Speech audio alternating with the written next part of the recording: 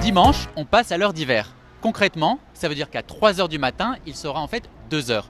Donc la bonne nouvelle, c'est qu'on va tous dormir une heure de plus. Mais le changement d'heure n'a pas été inventé pour ça, mais pour des raisons d'économie d'énergie.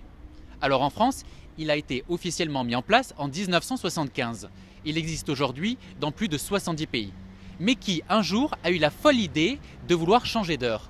J'ai posé pour vous la question à Franck Ferrand, monsieur Histoire d'Europe 1. Oh, mais ça, Laurent, c'est déjà une vieille histoire. Ça nous ramène au siècle du rationalisme, au XVIIIe siècle, quand des hommes comme Benjamin Franklin constatent qu'on perd, l'été notamment, on perd toutes les belles heures d'ensoleillement du matin. Ils se disent que si on décalait l'horaire, si on adoptait ce changement d'horaire, on économiserait notamment beaucoup de chandelles et de bougies à l'époque.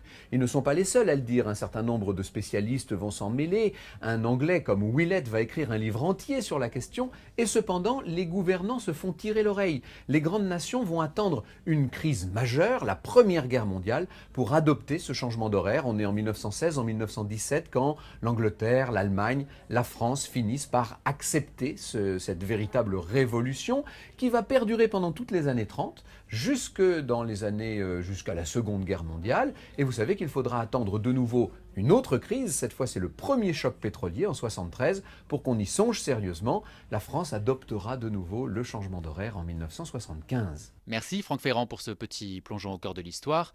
Et puis n'oubliez pas, dimanche, on change d'heure. Et si vous avez une question d'actualité, vous nous l'envoyez sur le Twitter d'Europe 1, hashtag, c'est votre question.